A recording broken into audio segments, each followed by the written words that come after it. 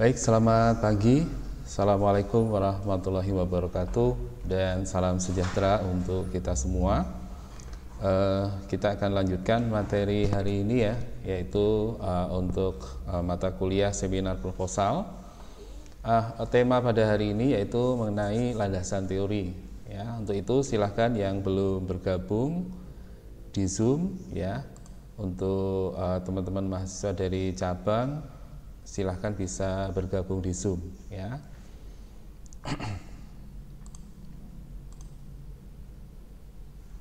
Baik, saya akan mulai saja materi pada hari ini, yaitu mengenai landasan teori ya.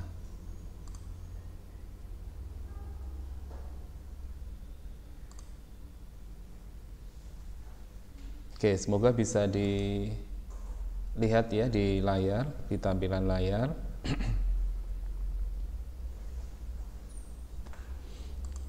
Jadi landasan teori ini adalah sebuah argumentasi yang telah tersusun secara sistematis dan telah memiliki variabel yang kuat dan sudah terbukti ya. Jadi istilahnya landasan teori ini sebagai teori yang melandasi di penelitian yang kita lakukan. Nah, maka nanti sumbernya bisa dari buku-buku referensi, sumbernya juga bisa dari tesis, dari skripsi ya, atau bisa juga dari tulisan-tulisan lain yang relevan ya di jurnal ilmiah. Nah, landasan teori ini biasanya berisi tentang definisi ya, jadi arti sesuatu, kemudian konsep ya, konsep sesuatu, juga proposisi yang telah tersusun secara sistematis mengenai variabel penelitian. Jadi Anda boleh mengajukan istilahnya konsep baru ya. Proposisi berarti Anda boleh mengajukan satu konsep baru berdasarkan teori yang sudah ada. Nah, sehingga nanti Anda bisa menyimpulkan atau memahami dari teori yang sudah ada itu ya.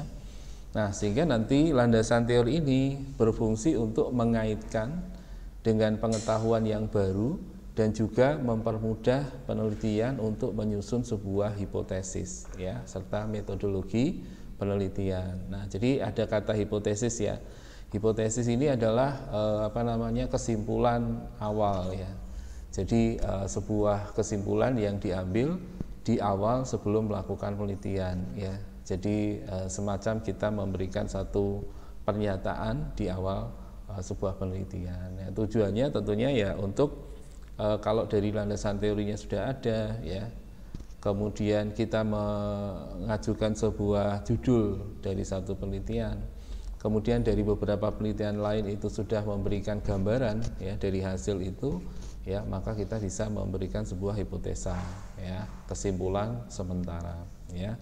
Nah, namun untuk metodologi perancangan sistem dan implementasi ya, misalnya menggunakan research and development ya, atau pengembangan sistem, itu nanti bisa cukup dari dari rancangan yang akan dihasilkan. Jadi membuat model terlebih dahulu, kemudian diimplementasikan ke dalam sistem ya, melalui coding dan lain sebagainya.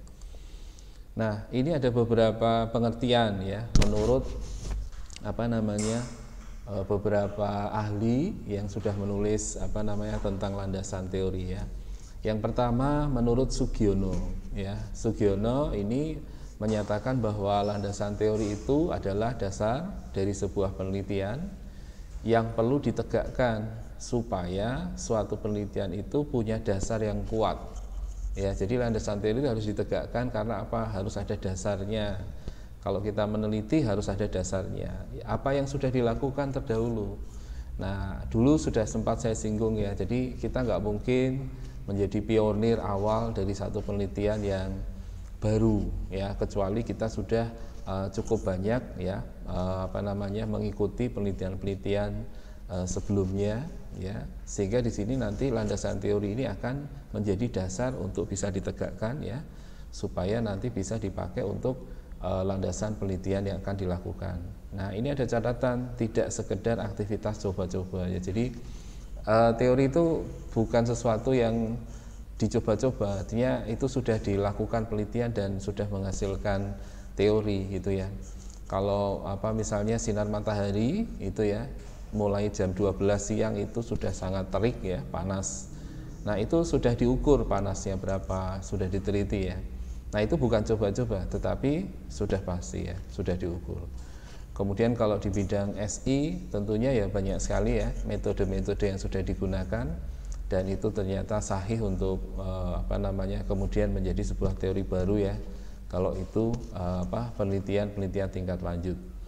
Nah, kemudian menurut Sardar Ziauddin, landasan teori ini adalah satu konsep yang abstrak yang dipakai untuk mengidentifikasi hubungan dari satu konsep.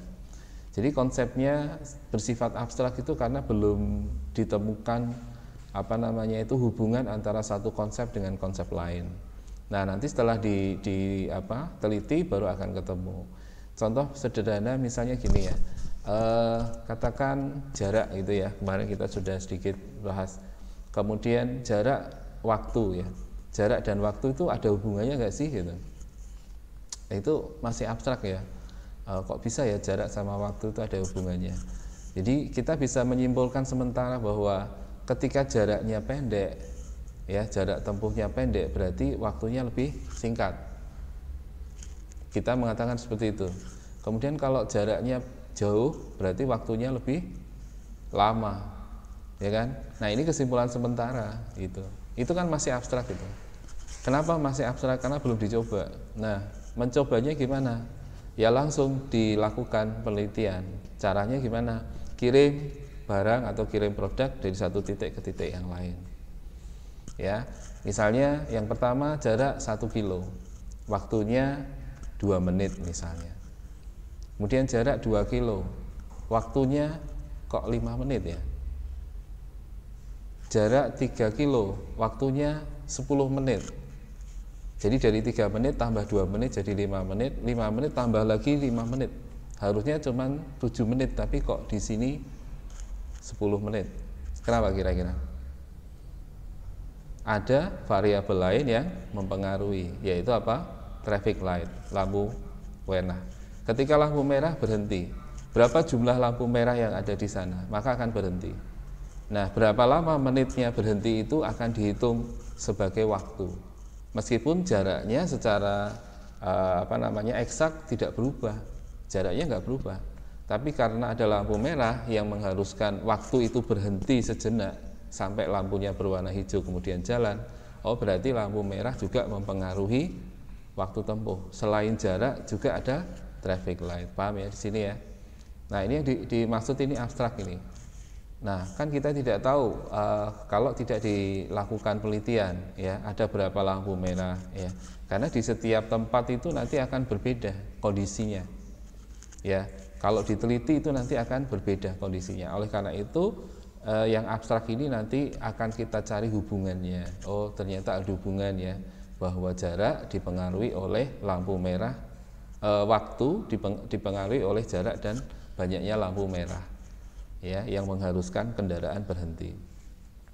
Nah, ini kita sebut tadi apa? Fenomena ya. Jadi untuk memahami fenomena yang terjadi ya. Selain itu juga konsep dasar dari sebuah penelitian sosial. Nah, kalau nanti penelitiannya di bidang sistem informasi ya, konsep-konsep tentang sistem informasi. Ya, fenomena yang terjadi ya, fenomena tentang sistem informasi. Ya, seperti itu ya. Jadi kita bisa memahami teori ini ya. Kemudian menurut Newman menjelaskan bahwa landasan teori itu adalah konsep, proposisi, definisi yang dipakai untuk melihat fenomena dengan sistematis. Jadi kalau kita sudah melihat teori itu akan lebih mudah untuk kita sudah membaca teori ya.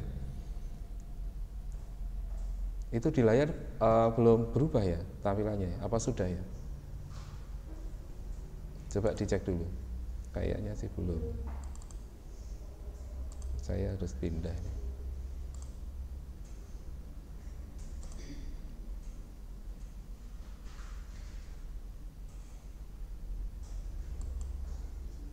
Nah, ini aja.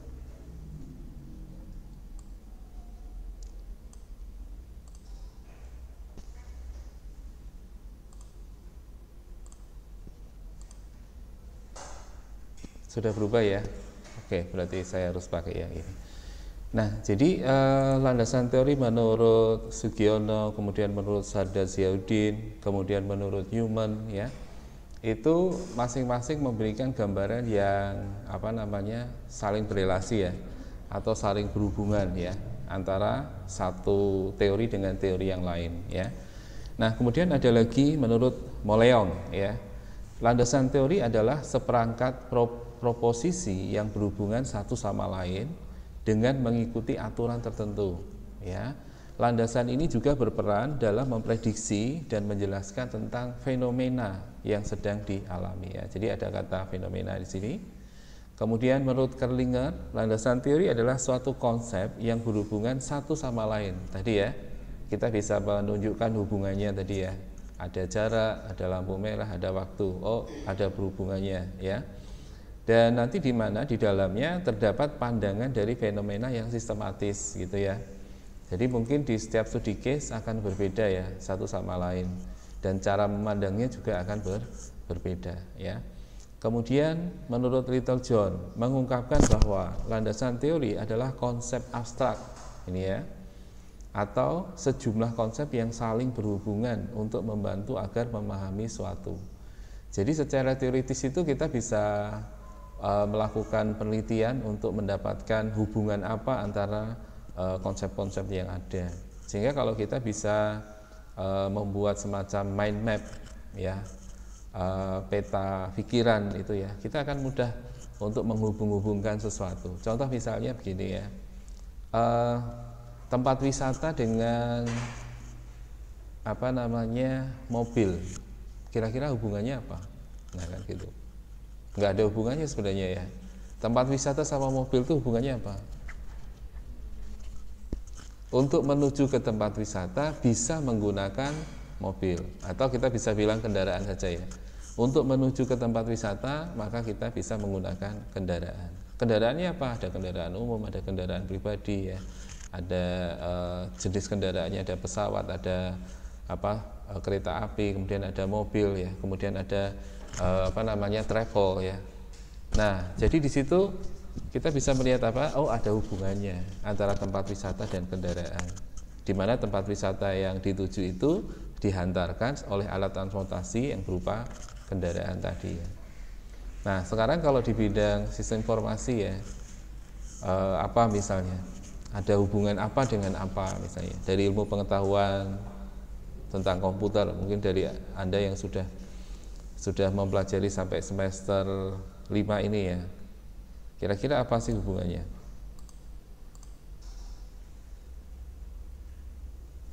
Silakan.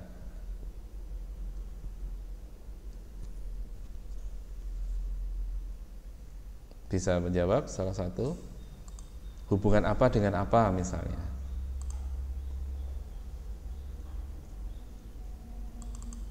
Halo Pak Minggun.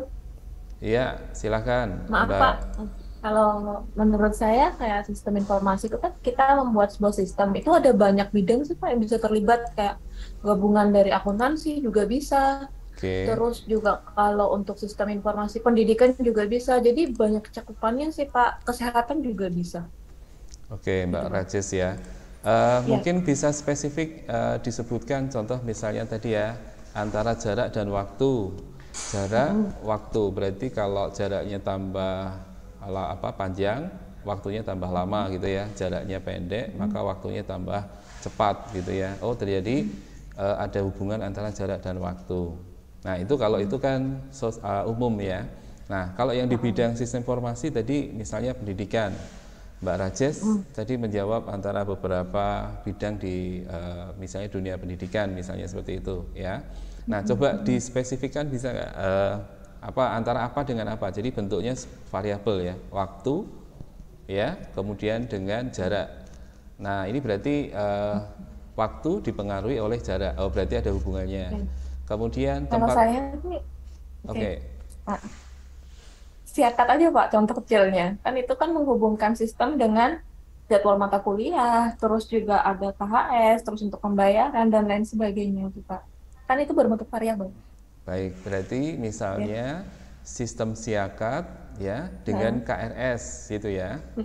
Oke, sistem siakat dengan pembayaran kuliah. Seperti itu ya. Nah, ini berarti Kan ada banyak submenunya. baik, berarti ada konsep tentang IS atau konsep tentang sistem informasi, yaitu sistem informasi akademik ya, bahwa jadwal kuliah itu berhubungan dengan pembayaran gitu ya. Pembayaran kaitannya dengan biaya-biaya yang harus dibayarkan ya di setiap semester atau di setiap bulannya ya kalau di kampus kita. Nah, itu sebagai syarat untuk bisa KRS atau mengikuti kartu rencana studi. Kalau dalam misalnya pembayarannya ternyata belum dilakukan, maka akan berdampak pada tidak bisa KRS seperti itu. Gitu ya? Oke, boleh. Betul. Mungkin ya. Iya. Terima kasih Mbak Rajes. Mungkin yang Terima lain? kasih, Pak. Ya. Mungkin yang lain, Mas Adi, Mbak Dahlia, Mbak Mika, Yuliana. Contoh sederhana aja, nggak usah yang susah-susah ya, supaya bisa memahami tentang konsep ini ya, konsep hubungan antara variabel gitu. Oke, belum? Kalau di bidang penjualan online apa kira-kira? Kan kemarin temanya mau itu ya, penjualan online ya, Mbak Dahlia, Sukma, apa dengan apa? Produk dengan pengiriman. Apa sih hubungan antara produk dengan pengiriman itu?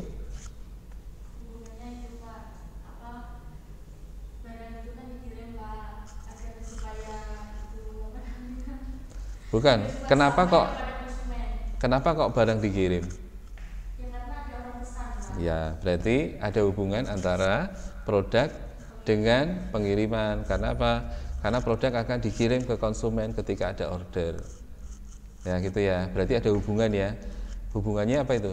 Antara produk dengan konsumen ya. Hubungan produk dengan konsumen yaitu produknya dikirim. Oke, Mbak Yuliana. Apa Mbak Yuliana?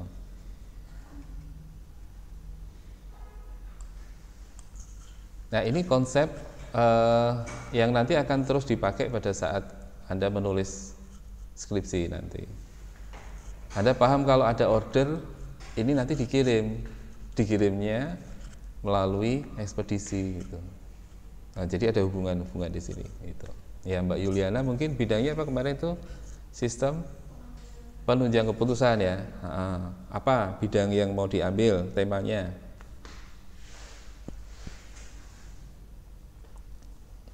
Mbak Yuliana. Mbak Mika dulu juga boleh. Berarti apa tuh? Variabelnya apa kira-kira?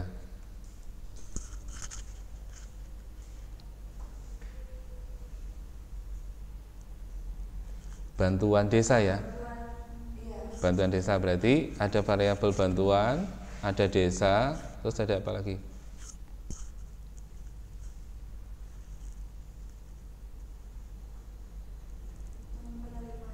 Penerimanya. Oke, berarti kalau dihubungkan gimana nih? Ada hubungan apa sama apa nih? Bantuan, desa, penerima. Penerima ini kan orang ya? Apa desanya?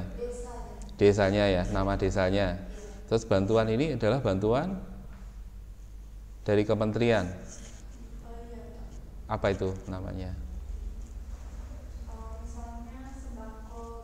Oke, terus yang satu tadi apa? Penerima sudah tadi desanya, kemudian jenis bantuannya ya tadi ya sembako gitu ya. Terus ada lagi satu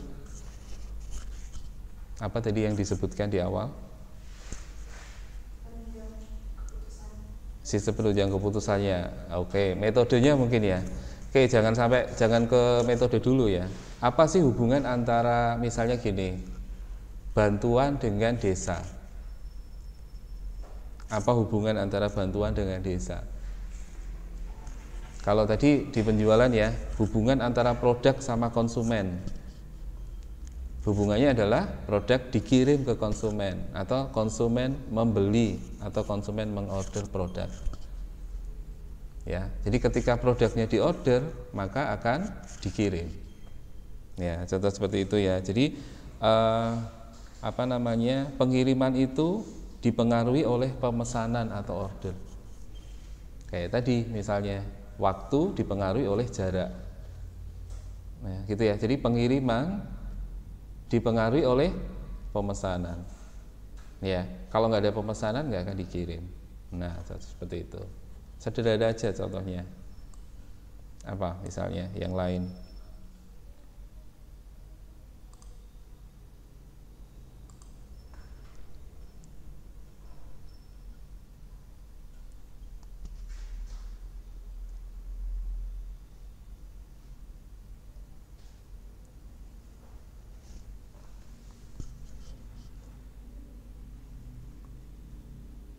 Dari judulnya dulu coba di ini Mbak Yuliana mungkin bisa disampaikan di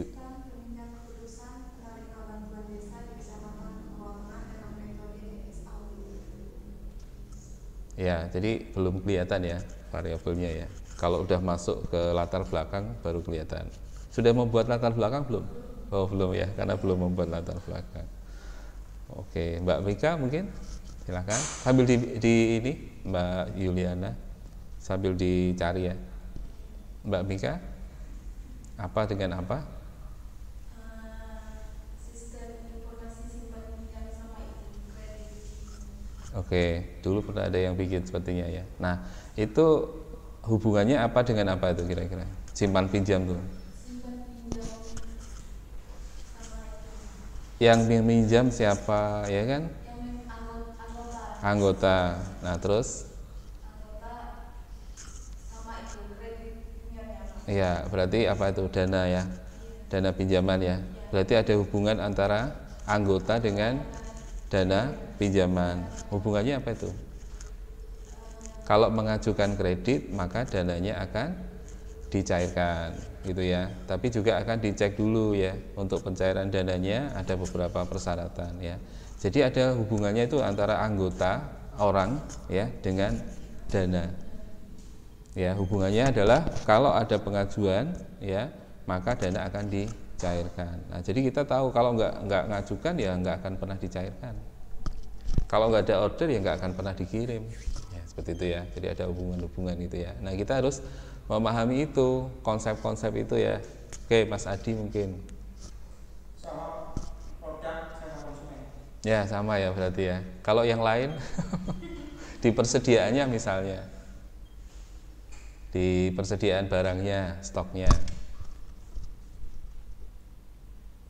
Kondisi stok itu dipengaruhi apa? Kondisi stok akan dipengaruhi oleh apa? Keberadaan stok. Ada kadang stok banyak, kadang stoknya sedikit gitu ya. Kok bisa berkurang ya? Karena apa itu?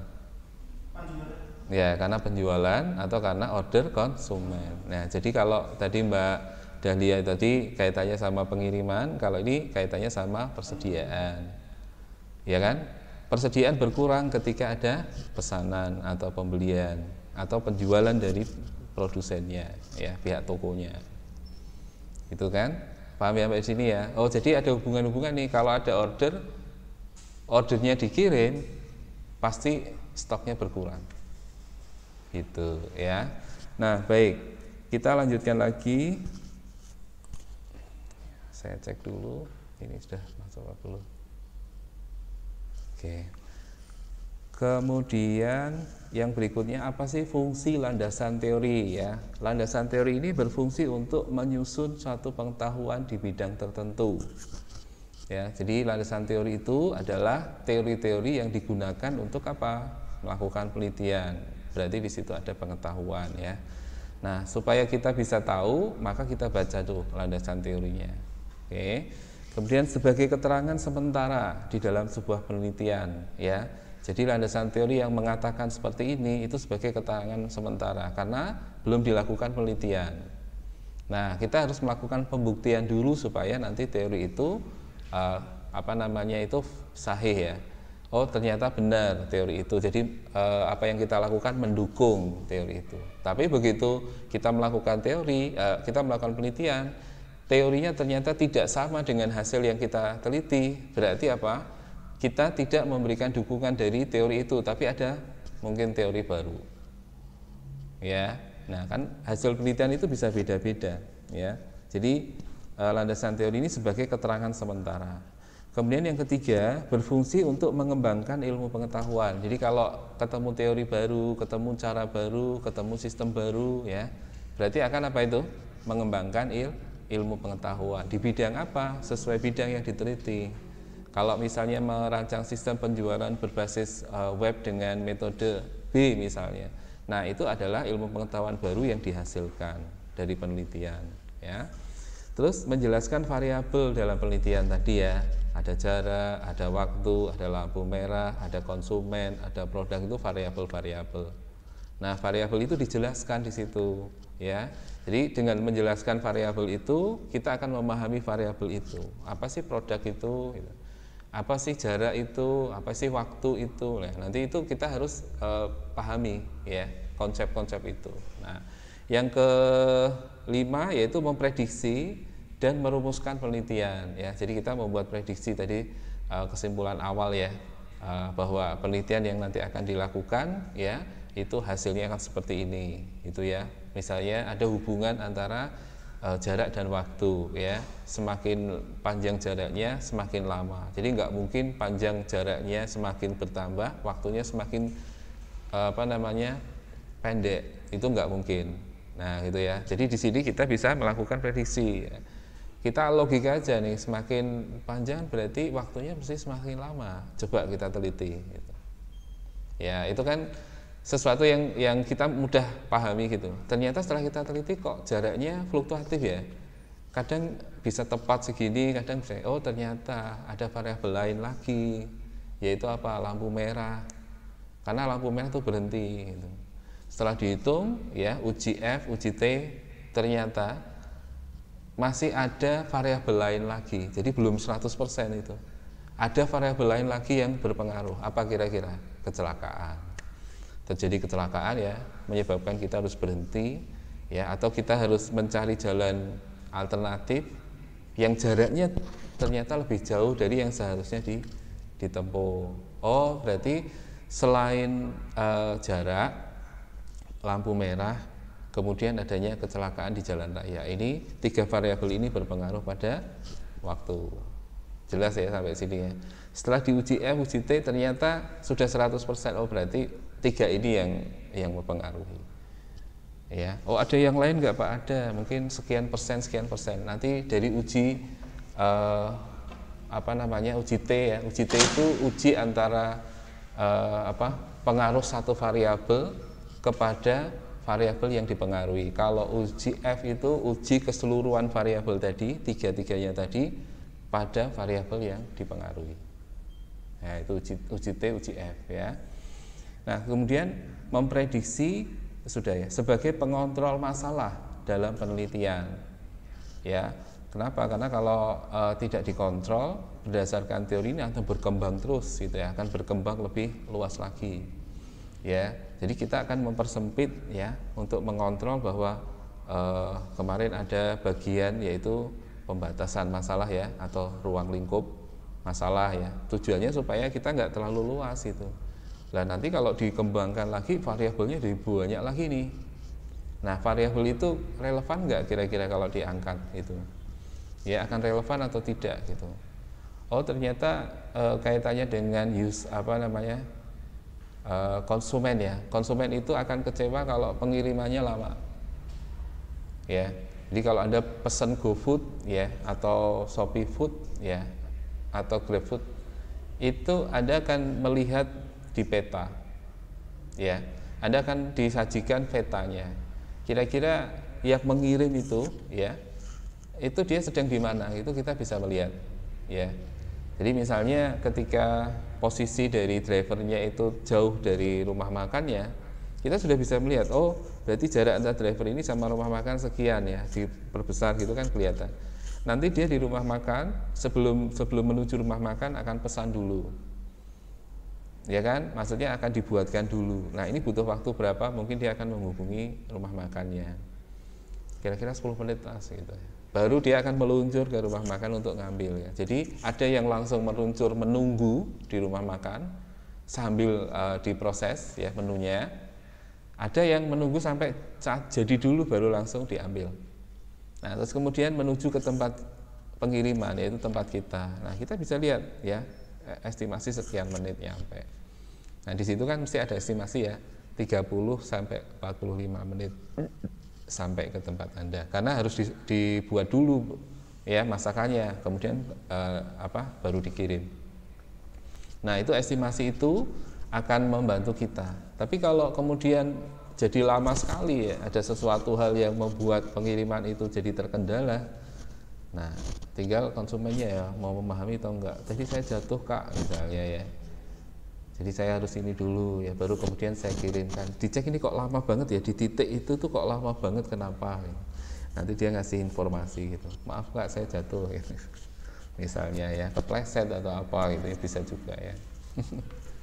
Ya kita nggak tahu di lapangan kan, seperti itu. Oke, kemudian apa tujuan dari landasan teori? Landasan teori bertujuan untuk menjelaskan perilaku di dalam sebuah penelitian. Ya, itu tujuan dari landasan teori. Nah, karena landasan teori itu kan nanti akan dirujuk. Nah, kita melakukan penelitiannya berdasarkan apa yang kita rujuk. Berarti perilaku kita untuk melakukan penelitian itu berdasarkan rujukan teori tadi. Apa benar sih kayak gini? Oh variabelnya ini saya akan masukkan, saya akan lakukan penelitian, saya akan ambil sampel, terus kemudian kita akan lakukan penelitian ya dengan melakukan beberapa uji tadi ya, ada uji validitas, uji reliabilitas, kemudian uji F, kemudian uji T dan seterusnya ya. Itu kalau yang parametrik maupun yang non parametrik ya. Tapi di dalam penelitian research and development ya, jadi di pengembangan sistem gitu ya, seperti yang di prodi kita ya, di sistem informasi lebih banyak ke arah situ ya. Jadi lebih banyak ke pengambilan keputusan ya, ke sistem informasi ya, kemudian hal-hal yang terkait dengan pengembangan sistem dan sebagainya ya, itu bisa dilakukan.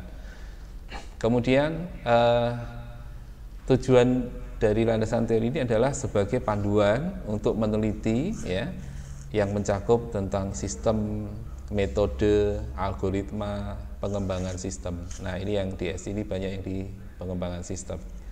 Kemudian juga untuk menemukan pengetahuan baru dari hasil penelitian yang telah dilakukan ya.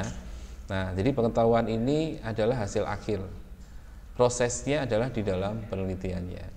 Nah contoh pengetahuan baru kalau di bidang SI apa itu misalnya. Nah ini kalau penelitiannya itu di perusahaan misalnya ya, di enterprise misalnya ya, pengaruh penggunaan perangkat teknologi informasi ya terhadap daya saing perusahaan. Nah seperti itu.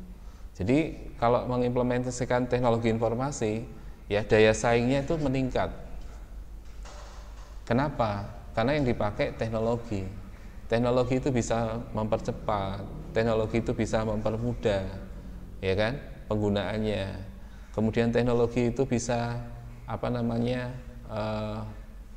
memberikan kekuatan untuk daya saing ya. Karena kalau menerapkan teknologi, sama-sama menerapkan teknologi ya, teknologi yang seperti apa yang digunakan. Ada juga satu perusahaan yang tidak menerapkan teknologi sama sekali tapi omsetnya besar. Ada nggak ya?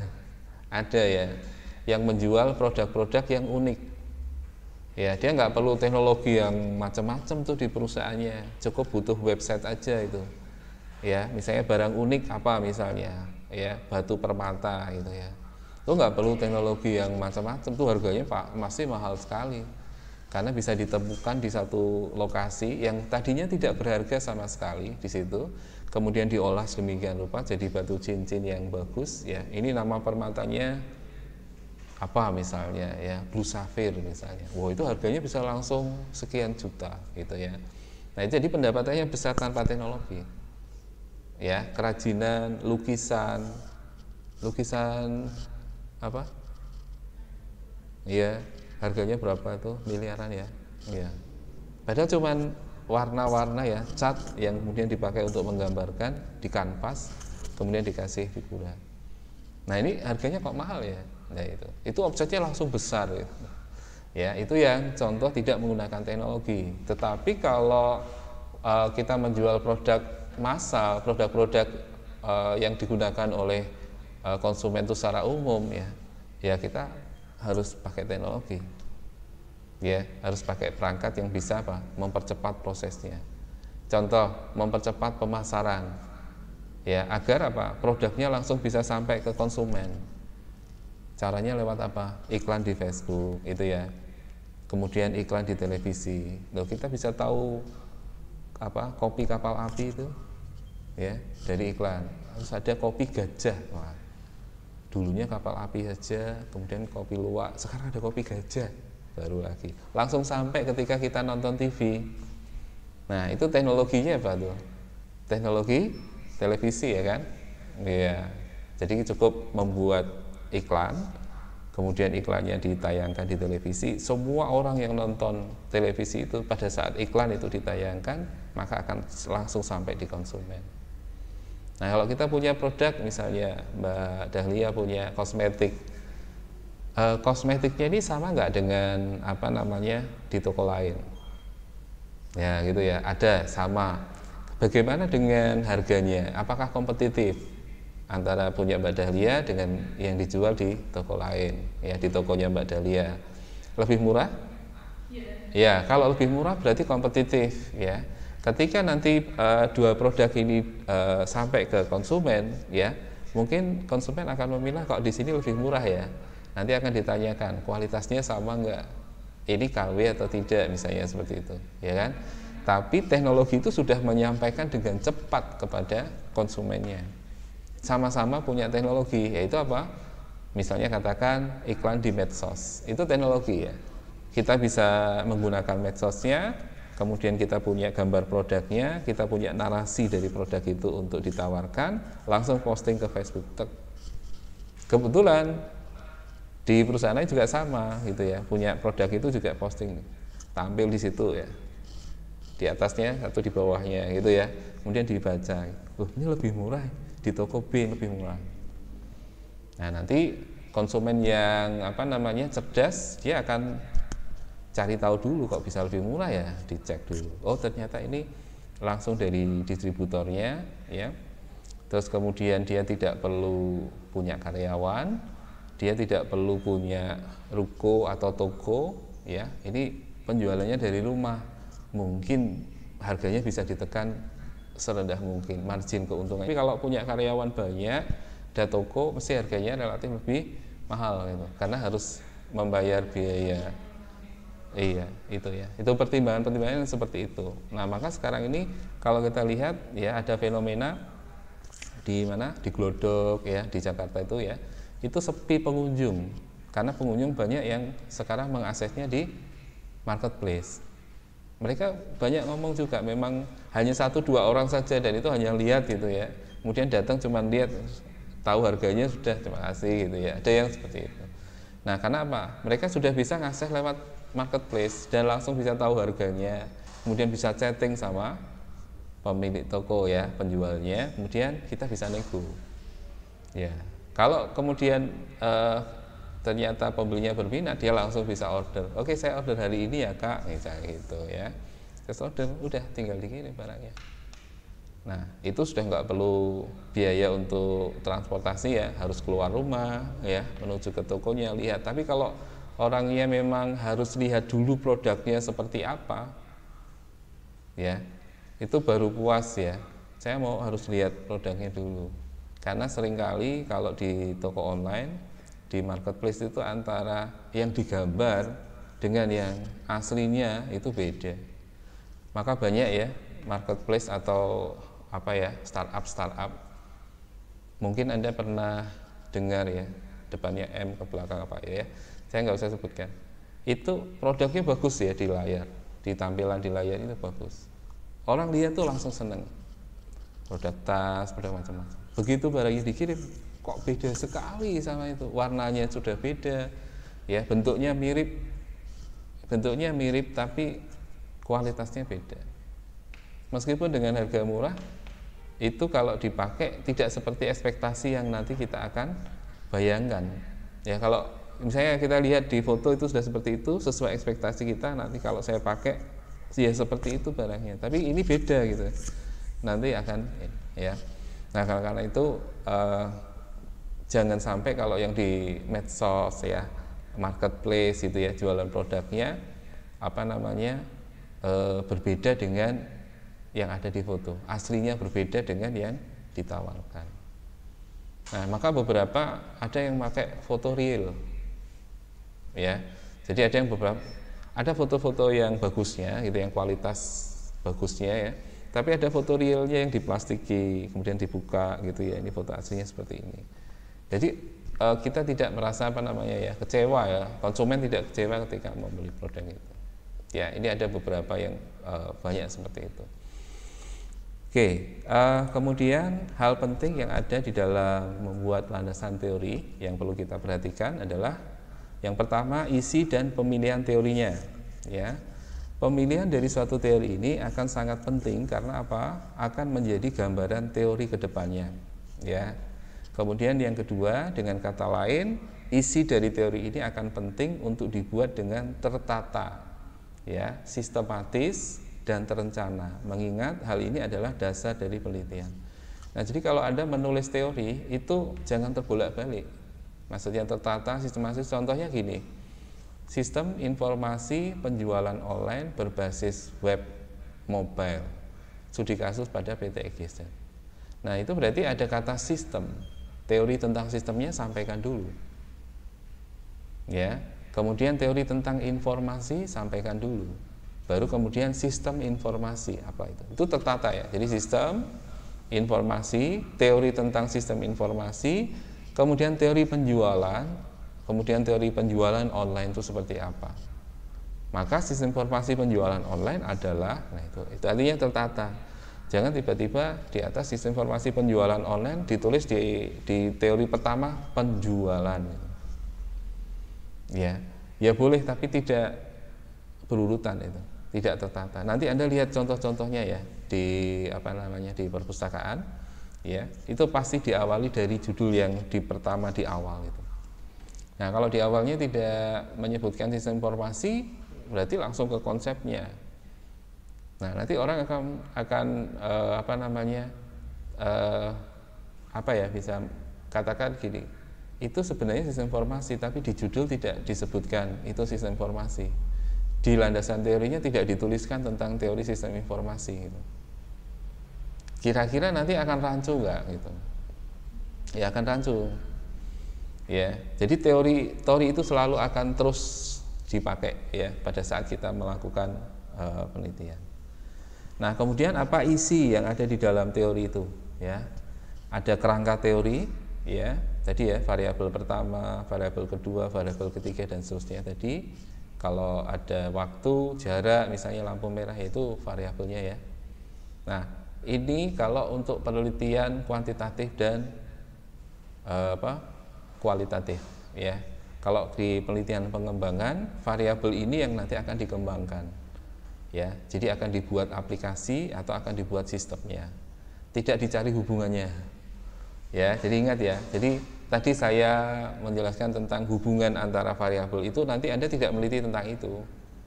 Tapi cukup untuk mengetahui bahwa ada hubungan ya. Dari penelitian sebelumnya ada hubungan, kita baca.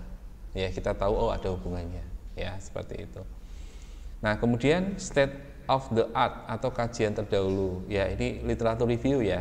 Yang saya sebutkan dulu ya, state of the art itu penelitian-penelitian yang terdahulu yang pernah dilakukan ya, kapan penelitian awalnya dilakukan, selanjutnya penelitian berikutnya sampai yang Anda lakukan saat ini, apa pembedanya ya, apa novelty-nya ya. Tapi tidak harus yang novelty yang berat-berat ya, misalnya menjadi teori baru misalnya, yaitu temuan baru, tidak seperti itu ya. Jadi pembeda di objeknya misalnya ya, kemudian kombinasi metodenya yang dipakai boleh beda kan.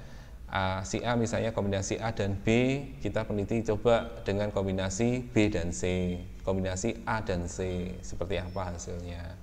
Karena itu belum dilakukan. Nah, kita baru melakukan, berarti itu sudah berbeda, sudah menunjukkan novelty atau berbeda dari yang diteliti oleh orang lain. Nah, ini namanya state of the art atau kajian terdahulu. Kemudian kerangka teoritis, yaitu teori-teori yang menjadi kerangka dari penelitian. Ya, apa saja teori yang ada. Jadi kita tidak lepas dari teori ya. Apapun yang kita gunakan untuk nantinya kita tulis ya, itu harus ada teorinya. Pak, kalau tidak menemukan teorinya lalu bagaimana gitu? Pasti ada teorinya ya. Jadi Anda bisa menemukan teorinya. Mungkin teori itu nggak berkembang. Teorinya ada di buku-buku yang lama, bisa jadi. Ya, berhenti misalnya di tahun 2010 misalnya. Ya, teori itu yang digunakan. Bahkan ada teori yang lebih lama lagi ya, karena memang tidak ada teori baru yang muncul. Kalau ada teori baru yang muncul, metode baru yang muncul gitu ya. Nah, itu sebaiknya diadopsi. Karena apa? Karena kalau kita melakukan penelitian itu tidak kembali lagi pada penelitian yang lama gitu loh, maksudnya. Paham ya? Jadi nggak kembali, ini sudah diteliti, sudah sampai sini kok ini diteliti lagi ya, buat apa? Kecuali metode itu digunakan untuk penelitian tertentu. Ya, misalnya kombinasi dari metode ini sama ini digabung. Belum ada penelitian antara metode ini sama metode ini gitu ya. Ya seperti itu. Jadi mendapatkan kebaruan ya dari kerangka teoritis. Kemudian ada metode yang dipakai ya, misalnya kalau di gudang ada metode FIFO, first in first out misalnya. Jadi barang yang pertama kali masuk akan keluar pertama kali karena ada pertimbangan kadaluarsa produk. Kalau produk yang udah masuk ya misalnya di urutan keberapa gitu ya, ternyata pada saat pembelian penjualan ya, pengiriman barangnya yang diambil yang terakhir masuk. Ini nanti kadaluarsanya akan bisa cepat sampai ke kadaluarsa. Nah, nanti nggak akan terjual itu. Nah, ini berarti di inventory itu harus ada metode supaya barang yang sudah masuk pertama kali itu sebaiknya keluar segera setelah ada penjualan. Ya, jadi jangan yang barang-barang baru malah dikeluarkan. Nah, biasanya kan gitu. Asalkan tidak kadaluarsa ya. Jadi kalau sudah kadaluarsa ya jangan dijual. Nah, ini kadang-kadang juga kita harus ngecek juga ya di beberapa toko gitu, cek ya. Lebih dari 1 hari, lebih dari 2 hari itu sudah kadaluarsa. Meskipun masih aman ya, masih aman dikonsumsi, tapi jangan dikonsumsi. Nah, itu contoh aja ya, contoh metodenya. Kemudian algoritma yang dipakai ya. Nah, algoritma ini kan banyak sekali ya. Bahkan di penelitian-penelitian yang baru itu bisa menemukan algoritma baru. Nah, ini di penelitian S3 itu ya bisa menemukan algoritma baru. Kalau penelitian S1 menerapkan algoritmanya. Cukup menerapkan algoritma, ambil studi kasusnya di mana, hasilnya kayak apa, udah cukup itu aja. Ya. Nah, kalau mastering bisa mengkombinasi 2 algoritma. Ya. Kemudian output atau hasilnya seperti apa.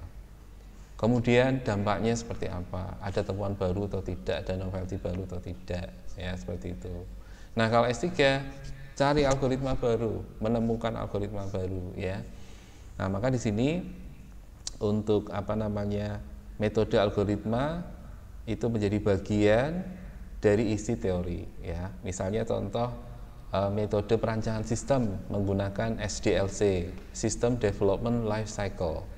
Teorinya sudah ada? Sudah. Nanti ditulis dulu di landasan teori, ya. Setelah ditulis di landasan teori itu menjadi rujukan. Oh, tahap pertama perencanaan. Perencanaan itu apa? Isinya ini. Nanti di bab 3 kalau kita mau membuat perencanaan itu seperti yang ada di landasan teori karena kita menggunakan metode yang di landasan teori tadi. Jadi kita nggak coba-coba, tadi ada disampaikan ya. Jadi kita tidak coba-coba. Oh, landasan pertama itu adalah information gathering, membuat requirement, kebutuhan sistem. Caranya gimana sih information gathering itu? Oh, survei, wawancara, observasi, itu information gathering. Nah, itu kalau di dalam pengembangan informasi ada seperti itu. Oh, berarti kita harus mengumpulkan dulu tuh informasi, ya. Misalnya sistem penjualan, berarti kaitannya dengan produk apa saja yang dijual. Kemudian penjualannya lewat mana saja. Sekarang mau dikembangkan ya penjualannya berbasis web. Ya, yang tadinya cuma iklan-iklan ya di koran, iklan di Facebook gitu ya. Sekarang bikin website sendiri. Ya, yang berbasis apa misalnya yang punya Mbak Dahlia ya. Nah, jadi di situ metodenya jelas SDLC. Terus akan menjadi referensi. Kalau metodenya lain misalnya RUP, Rational Unified Process. Kalau nanti ada metode lagi misalnya yang lain Agile ya, Rapid Application Development misalnya, itu beda lagi tahapannya. Ya. Nah, nanti kita mengacu di situ. Tinggal ikuti aja. Ya, nah nanti setelah kita ikuti jadi itu programnya. Di bab 4 ada pembahasan, hasil dan pembahasan. Hasil dari penelitian pengembangan tadi, hasilnya apa? Ditulis di situ, ada gambarnya, ya, capture dari apa namanya? Aplikasi yang sudah dibuat, ya, ini fungsinya untuk apa? Terus ke bawah, kemudian pembahasan. Nah, pembahasan ini mengkonfrontasi tujuan. Ya, apakah hasil penelitian itu sesuai dengan tujuan? Dibahas di situ. Ya, satu-satu. Gitu. Nah, jadi yang membaca itu oh ya memang ada temuan barunya, ya, yaitu apa berupa sistem informasi yang baru ya terkait dengan penjualan dengan metode itu, gitu ya. Kemudian kerangka kerja atau framework ini juga menjadi salah satu acuan juga ya. Kalau sudah ada kerangka kerja kita bisa ikuti ya, menggunakan framework PISIS misalnya, sistem penunjang keputusan pemilihan karyawan berdasarkan framework PISIS. P-nya apa, I-nya apa, E-nya apa, C-nya apa, I-nya lagi apa, S-nya apa. Nah, itu ada teorinya, dibaca dulu. Nah, teori itu nanti dimasukkan di landasan teori yang sekarang kita sudah bahas, lengkap gitu ya. Karena itu menjadi framework, menjadi kerangka kerjanya. Setelah itu nanti di bab 3, nah kita membuat rancangan modelnya. Tahapan-tahapan itu kita terapkan di situ. Di bab 4-nya ada hasilnya. Hasilnya dibahas gitu. Paham ya sampai sini ya. Jadi dari latar belakang dulu, cerita penelitian-penelitian terdahulu yang sudah dilakukan sebagai landasan-landasan dari yang sudah kita temukan di situ, literatur review-nya atau state of the art-nya, kemudian rumusan masalah, pembatasan masalah, tujuan dan manfaat, landasan teori ya, sistematika penulisan dulu, landasan teori. Nah, nanti landasan teori isinya tadi kemudian dibuat di bab 3-nya yaitu bagaimana kita membuat model sistemnya ya untuk pengembangan sistemnya. Kemudian di bab 4 hasilnya seperti apa. Jadi di bab 3 itu ada codingnya juga. Ya, di bab 4 hasilnya oh ini hasilnya. Sudah diuji coba alfa, diuji coba beta. Misalnya belum beta, masih diuji coba alfa juga boleh ya. Kemarin contoh yang di pembatasan masalah ya. Kita uji dulu semua. Nah, setelah kita uji, data kita masukkan, kemudian diproses, ada outputnya sesuai, hasilnya bisa tampilkan valid, ya, kemudian dibahas. Yaitu ditulis dulu, kemudian dibahas. Nah, di pembahasan selesai, kesimpulannya apa? Setelah kesimpulan baru saran. Saran ke depan. Penelitian berikutnya setelah ini apa? Anda bisa memberikan beberapa saran. Nah, selesai nanti laporan skripsinya. Ya, tapi memang nggak mudah ya. Jadi kita harus memahami dulu tahapan-tahapannya. Nah, sekarang Anda sudah di tahapan landasan teori. Ya, sudah di tahapan landasan teori. Nanti proposal itu sampai bab 3. Jadi landasan teori ini masuk nggak? Masuk. Ya, latar belakang, tadi sampai rumusan dan seterusnya landasan teori. Nah, nanti setelah landasan teori, bab 3-nya itu pengembangan sistemnya mau menggunakan metode apa? Nah, tadi ada SDLC, ada RAD, ada RUP ya. Metodenya apa? Ada prototype gitu ya. Tapi kalau bisa jangan pakai prototype ya. Metode yang sudah ada yang lain ya, yang sudah dipelajari. Nah, nanti sudah itu selesai kan? Diajukan proposal. Nah, maka nanti dari kuliah seminar proposal ini Anda sudah sampai di bab 3 nanti harapannya ya di pertemuan besok-besok. Berarti nanti di pertengahan semester besok Anda sudah mempunyai judul ya. dan sudah mempunyai kerangka teorinya. Jadi judul itu, kumpulkan teori-teorinya, ya. Dan Anda sudah punya latar belakang kenapa mengambil judul itu. Jangan alasan pribadi ya, karena saya suka, bukan gitu, nggak boleh. Ya, karena saya suka, ya itu namanya suka itu ya masing-masing orang itu sifatnya pribadi, ya. Tapi alasannya jangan klasik gitu, maksudnya seperti itu ya. Karena tertarik bagaimana sih model penjualan ya, misalnya kayak gitu. Saya tuh kok ini ya Pak, kalau lihat penjualan yang sekarang ini ya, metodenya kok banyak sekali ya. Kalau biasanya misalnya gini ya, Anda tertarik di situ. Lah ini saya tuh tertarik sama metode yang landing page itu ya. Itu landing page itu gini-gini, nah itu seperti itu. Ada cerita, nah gini-gini itu maksudnya kan ada cerita secara ini loh, ilmiah, ditulis secara ilmiah. Ini bahasa mudahnya kita supaya bisa ditangkap, supaya kita bisa memahami. Kok seperti itu gitu ya. Nah nanti kalau nulisnya di proposal harus pakai bahasa ilmiah, nggak boleh gini-gini kemudian gitu-gitu, itu nggak boleh. Ya itu nggak boleh, harus pakai bahasa ilmiah ya. Ada EYD-nya, ejaan yang disempurnakan. Nggak boleh pakai kalimat selain EYD, nggak boleh. Misalnya dengan, kok dengan? Pertama biasanya dengan gitu ya, seringnya gitu ya. Nah itu harusnya apa? Subjek, predikat, objek, keterangan. Harus gitu. Ya. Di mana? Loh, kok malah tanya?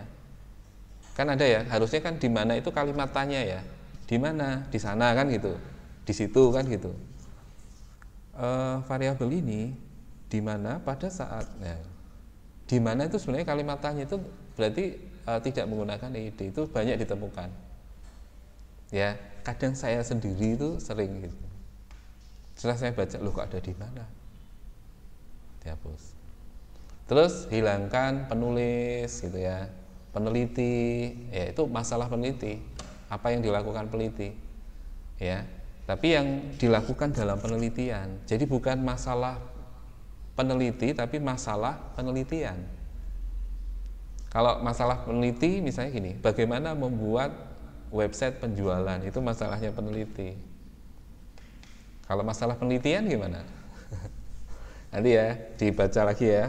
Jadi jangan menggunakan kata peneliti, penulis, masalah peneliti, kata-kata yang tidak sesuai ejaan EYD. Ya, berlatih mulai dari awal ya. Oke, kemudian di poin-poin ini ya, itu harus tercantum di dalam landasan teori karena apa? Menunjukkan bahwa teori yang dipakai itu valid, ada. Menurut siapa? Tadi contoh ini ya. Ini menurut siapa? Sugiono. Ini menurut siapa? Sardar. Ini menurut siapa? Newman. Valid. Kemudian kalau kita membuat pemahaman kita sendiri, kita menyimpulkan, boleh nggak? Boleh, setelah teori yang sudah disepakati tadi, yang diberikan oleh ahli tadi. Jadi kita membuat kesimpulan. Contohnya seperti ini ya, ada nggak di sini? Nah ini misalnya contoh ya, pengertian kedisiplinan. Penjelasan mengenai kedisiplinan telah dipaparkan oleh berbagai ahli. Salah satunya adalah Rasdiana di dalam Amri. Ini berarti penelitian dari Rasdiana. Rasdiana merujuk Amri. Ya.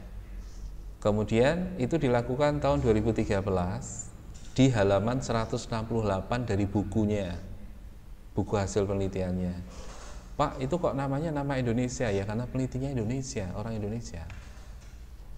Ya, kalau kita mau pakai yang kaliber, itu nanti ke internasional nanti, jurnal internasional. Ya, jadi kita boleh merujuk dari beberapa peneliti-peneliti yang di Indonesia. Kenapa? Lebih mudah pemahamannya dan mereka sudah melakukan penelitian itu, ya. yang berpendapat bahwa kedisiplinan adalah suatu sikap kepatuhan. Jadi kedisiplinan itu apa? Oh, sikap patuh yang dilakukan sebagai bentuk penghormatan, patuh karena hormat terhadap sesuatu keputusan dan peraturan yang berlaku. Itu yang disebut dengan disiplin. Jadi kalau disiplin itu apa? Sikap patuh karena hormat pada peraturan atau keputusan. Oh, itu. Jadi sudah paham ya? Nah, kalau menurut Ari Tonang gimana? Nah, ini menurut Ari Tonang dalam Arifin dan Barnawi tahunnya 2012, ya, lebih tua, 1 tahun, ya, penelitiannya menjelaskan bahwa kedisiplinan adalah suatu kemampuan untuk bisa mengendalikan diri supaya tidak melakukan tindakan-tindakan yang bertentangan dengan apa yang telah ditetapkan. Ada sedikit perbedaan ya? Tapi masuk enggak itu? Masuk akal enggak? Masuk di dalam pemahaman kita enggak? Disiplin itu artinya suatu kemampuan untuk mengendalikan diri. Ya, tidak melakukan tindakan yang bertentangan itu. Dua hal yang berbeda ya, tapi pengertiannya itu kedisiplinan itu. Nah, kemudian baru Anda menyimpulkan dari dua penjelasan tersebut benang merah ini berarti ada hubungannya. Yang bisa diambil adalah kedisiplinan adalah kondisi di mana seseorang bisa mengikuti aturan yang sudah ditetapkan tanpa adanya paksaan. Anda bisa menyimpulkan sendiri seperti itu. Ya, bisa dipahami di sini ya. Nah, dengan demikian maka Anda sudah tahu nih konsep disiplinan itu ini. Oke ya, terus kemudian konsep berikutnya apa sih unsur kedisiplinan itu? Nah, jadi kalau yang di pengambilan keputusan ya, kedisiplinan itu dinilai dari apa? Orang disebut disiplin itu karena apa? Karyawan disiplin, penilaiannya dari apa? Gitu ya, untuk Mbak siapa? Pulin ya. Menurut Hurlock 2013 di dalam Amri ya, di halaman 195, unsur dari kedisiplinan itu yang pertama peraturan. Jadi kalau disiplin itu harus ada peraturan. Yang kedua konsistensi. Artinya selalu konsisten untuk patuh. Ya. Lalu ada hukuman, ada penghargaan. Oh, jadi 4 itu. Ya. Nah, nanti ini dicek ya. Kalau untuk mau menilai kedisiplinan, apakah unsur-unsur ini ada di dalam perusahaan, di dalam aturan perusahaan. Misalnya peraturan. Jadi peraturan ini dipakai sebagai pedoman untuk mengatur perilaku. Misalnya masuk kerja harus tepat waktu. Itu satu unsur kedisiplinan, yaitu ada peraturan masuk kerja tepat waktu. Nah, nanti dinilai. Yang kerja tepat waktu berapa orang, ya. Kemudian yang terlambat berapa orang, yang sama sekali sangat terlambat sekali gitu ya, datanya agak itu berapa orang. Bisa dilihat ya sini ya. Kemudian konsistensi. Konsistensi itu berarti apa? Ketepatan dari suatu peraturan. Artinya peraturan itu konsisten, tidak pandang bulu, tidak membeda-bedakan. Dan diikuti secara konsisten terus-menerus. Jadi kalau datang ya tepat waktu terus. Kecuali tidak tepat waktu ada alasan sesuatu hal. Kemudian ada hukuman, yaitu ganjaran yang diberlakukan apabila seorang itu melanggar peraturan. Jadi kalau ada pelanggaran, ada hukuman. Misalnya katakan terlambat ya, di hukumannya apa ya kalau terlambat itu di perusahaan? Peringatan, ya, surat peringatan 1 misalnya gitu ya. Terus ada penghargaan, yaitu apresiasi yang diberikan karena telah menaati aturan. Ada ya, kalau misalnya karyawan yang selalu datang tepat waktu, ya dapat bonus. Nah, bonusnya apa? Tahu? Nggak pernah terlambat dapat bonus. Tapi kalau itu aturan yang disepakati bersama ya, mau nggak mau harus ditepati. Mau dapat bonus sama enggak ya, tetap datangnya harus tepat waktu, gitu ya.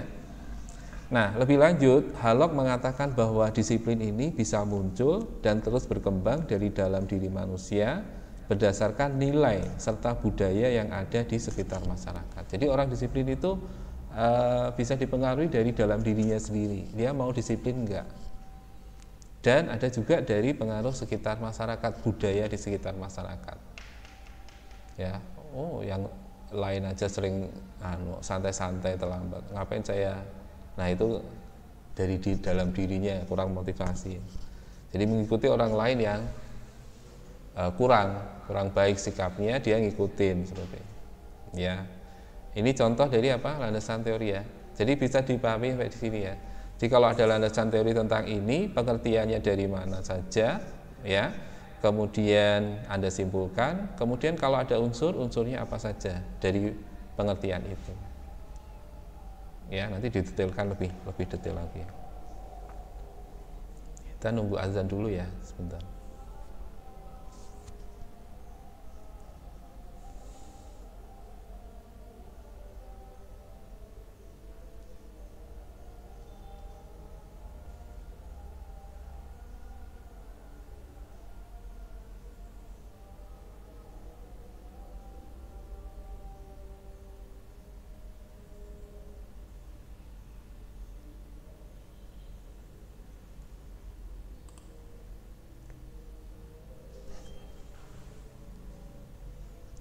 Oke, baik. Mungkin ada pertanyaan dulu, silahkan jika ada pertanyaan.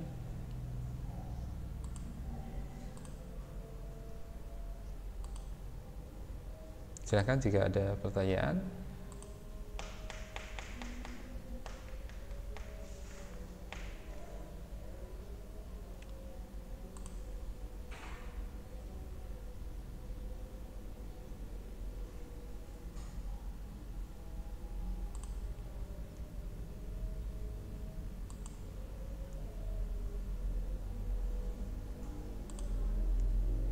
Ya, terakhir ya. Nah, di sini ada beberapa unsur-unsur ya ketika kita menulis teori ya, supaya tidak diragukan ya landasan teori yang kita tulis. Yang pertama, ketepatan atau adekuensi ya. Sumber dari teori yang ditulis harus memenuhi unsur tepatan. Artinya sumber teori yang dipilih sesuai dengan sumber pendukung. Ya, itu tepat. Ya, jadi kita pilih teorinya sesuai dengan apa yang kita mau teliti. Jangan sampai salah. Jadi mau menilai kedisiplinan, tapi bukan kedisiplinan yang kita unsur-unsur kedisiplinan itu tidak sesuai dengan unsur kedisiplinan yang seharusnya tadi itu. Ada beberapa tadi itu. Ya. Kemudian kejelasan. Teori harus bisa dipertanggungjawabkan atas segala masalah yang dipaparkan. Selain itu juga, teori harus bisa digunakan untuk menganalisis masalah penelitian secara mendalam agar ditemukan kaitan antara teori dengan penelitian. Jadi teori yang kita pakai dengan penelitian yang kita lakukan itu ada kaitannya. Berarti jelas ya. Kemudian empirik, artinya data yang telah ditetapkan di lapangan harus aktual, sehingga bisa dijadikan modal untuk membuat teori yang valid. Nah, ini kalau di penelitian kualitatif dan kuantitatif ya. Kalau empiris di penelitian di bidang ilmu komputer, ya sumber-sumber datanya itu valid atau sahih. Ya, maka studi kasus di PT mana, karena pasti ada data. Kalau nggak studi kasus nggak dapat data. Paham ya? Misalnya di PT ABC untuk penjualan online. Kemudian untuk bantuan dari pemerintah di desa, apa tadi Mbak Pulin? Bantuan desa. Ngambil studi kasusnya di desa mana? Di kecamatan. Itu berapa desa? Belum di 4 desa ya. Itu berarti di sini secara empiris nanti datanya dari 4 desa. Desa A nanti seperti apa datanya ya. Desa B seperti apa untuk pengajuan bantuannya. Itu proposal ya, pengajuan proposal dulu untuk mendapatkan bantuan. Sudah sampai situ belum? Belum ya. Nanti dipelajari ya, kenapa kok mendapat bantuan? Apakah harus mengajukan proposal untuk mendapatkan bantuan? Kalau bantuan desa itu kan sejak pemilihan presiden ya, bahwa ada bantuan 2M untuk pengembangan desa ya. Nah, apakah itu atau yang lain?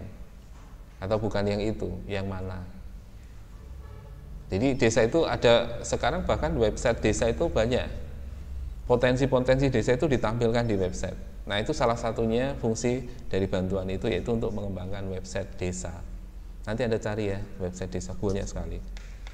Bali itu banyak di Bali. Ya, nanti itu sebenarnya untuk mungkin mengundang investor ya, ada yang berminat menanam investasi di situ. Ya, sehingga berkembang itu desanya, benar. Desanya bisa berkembang. Jadi bukan desa-desa yang biasa kita ketahui desa di Indonesia ya desa gitu kan. Cuman sawah, kebun kan gitu ya. Tapi sekarang itu desa berkembang loh. Ada hasil produk macam segala macam yang bisa diekspor keluar, di Bali itu ada. Bukan main gitu. Nah, ya, jadi apakah yang di situ nanti didalami lebih lanjut ya, Mbak Pulin. Kemudian landasan teori harus relevan. Semua kutipan dan sumber yang telah dipakai harus berdasarkan variabel yang masih menarik perhatian bagi peneliti maupun pembaca. Ya, penjualan itu ya di mana-mana orang jualan, tapi yang membedakan metodenya. Oh, ternyata metode itu lebih efektif dari metode ini. Ya, menarik konsumennya itu lebih efektif metode ini. Jadi itu lebih menarik, variabel metode itu tadi yang dipakai itu relevan. Ya. Terus terorganisir, tadi sudah disebutkan ya. Teori yang disajikan harus mengacu pada literatur yang telah tersusun secara sistematis. Ya, jadi kita pakai buku itu sudah ada susunannya. Bab satunya apa, bab 2-nya apa, bab 3-nya apa, ya. Jadi kita mengikuti dengan itu. Dan terakhir meyakinkan, ya. Kemudian untuk menuliskan landasan teori ada nama dari pencetus teori, tadi namanya ya sebutkan ya. Tahunnya tadi ada tahun, tempat teori pertama diuraikan aja, ya. Kemudian uraian ilmiahnya seperti apa sama relevansi teori yang dipakai dengan penelitian, ya. Nah, ini tadi contoh dari landasan teori tadi. Oke, sampai di sini mungkin ada pertanyaan. Di situ nggak tampil ya. Di sini sudah berubah ini padahal. Tapi paham ya. Baik, kalau nggak ada pertanyaan mungkin kita akhiri untuk pertemuan hari ini ya. Semoga bermanfaat dan memberikan gambaran. Mbak Rajes, mungkin ada pertanyaan. Biasanya Mbak Rajes tanya. Oh, belum Pak, belum. Oh, belum. Oke, baik. Terima kasih Pak. Oke, baik Mbak Rajes.